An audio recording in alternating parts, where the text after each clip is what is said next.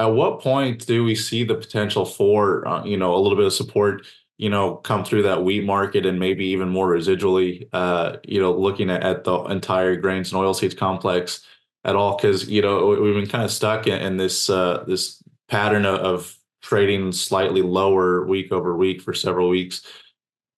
How do you break out of, or when does the market have potential to break out of this pattern, barring, an unforeseen event?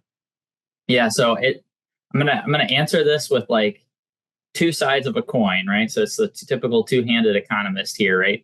So we have seen deterioration really in the Black Sea region and even in France, right? So French wheat has declined, and Argentina, I just talked about Argentina wheat, has the production has declined down there and is expected to decline even into next year.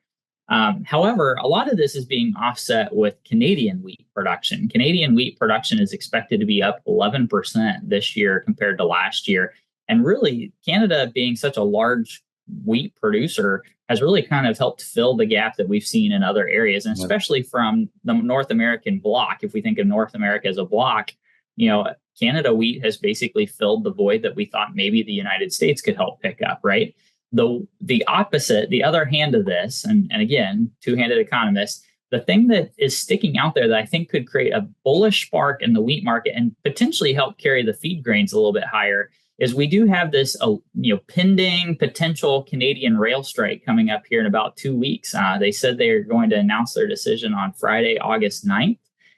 Given how much, or given the importance of Canadian wheat to the global market right now, the fact that if we saw a rail strike in Canada at basically wheat harvest for them or close to it, the impact that they could have in supplying wheat to the market, and maybe some of that business then comes to the United States. So that's the spark that I think is hanging out there for the U.S. wheat picture.